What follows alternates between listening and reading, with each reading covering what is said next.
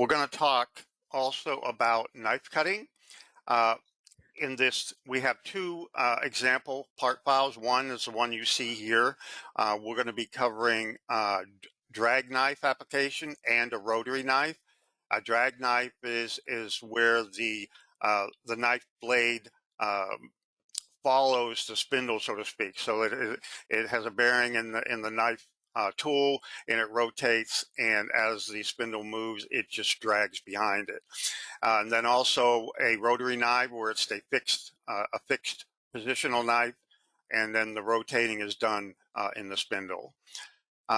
You can machine sharp corners with a swivel control, where it actually retracts and enters the material in just a small swivel height to allow that drag knife to swivel around and drag behind the spindle. Also, it supports all of the standard sorting controls that we have in our two-axis operations, distance sorting, directional sorting, etc. Okay, so moving on, let's talk about the knife machining. These are some of the more, we talked about some of the more complicated, more interesting ones, but the knife machining operation is actually part of the standard configurations.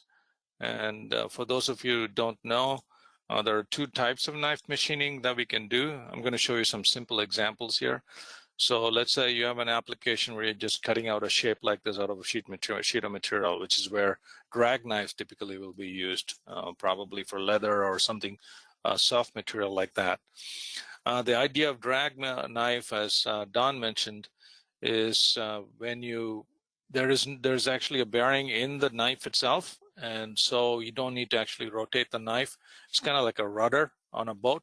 As the boat starts to go in one direction, the rudder actually orients itself in the direction the boat is traveling.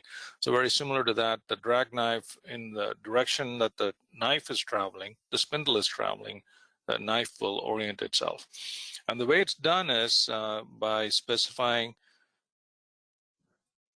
this swivel depth. So if you look at this picture here, the swivel depth is important, where when the knife comes into contact with the material, it actually does a swivel operation, and it moves in the same direction as the cutting direction.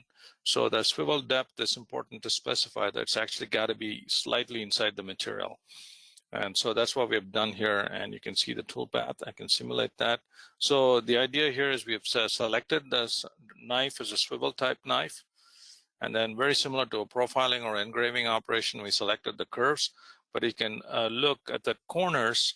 You can see the knife goes up to here, picks up, and does a rotary transfer motion, and then comes back down in here, does the orientation of the axis of the spindle, and then goes cutting in that direction. Let me run the simulation.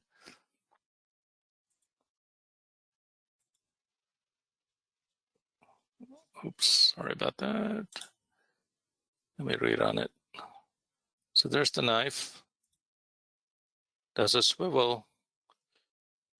The simulation probably is not very accurate in terms of how the swivel happens. On your machine, it's probably the swivel will happen before or after that engages into the material.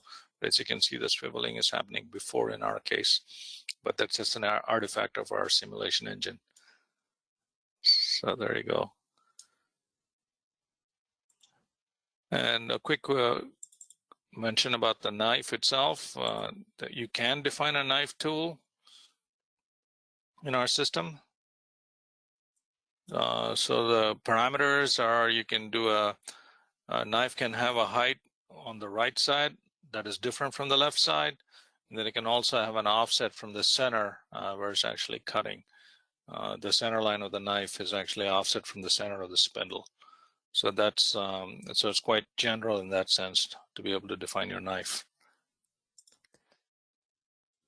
Okay, then I'm going to show you an example of a rotary knife. A rotary knife is where the knife is actually rotated in place or rotated into a certain orientation and locked into that orientation. And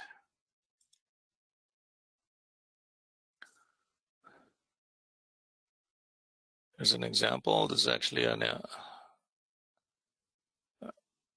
customer from France did this. They're actually cutting speaker, I think speaker fabric around speakers or something like that. So in this particular case, the outline we machined using a rotary knife, and then in the grid pattern or the grill pattern in there also was machined using knives, using the same knife. So let me go back into the operation and I'll do the simulation here. So this was defined as a rotary knife. And also the important thing here to observe is the corner angle limit, which we have specified as 10.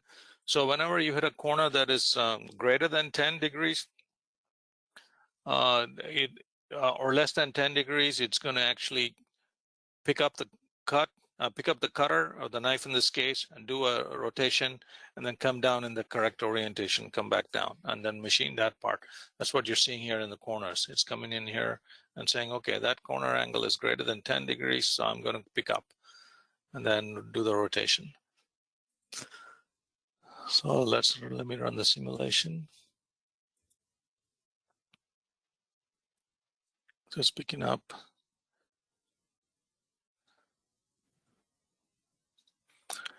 And the rotations are created as rotary axis rotation. So the cutter or the post process needs to be set up so to correctly handle it. So let me post it.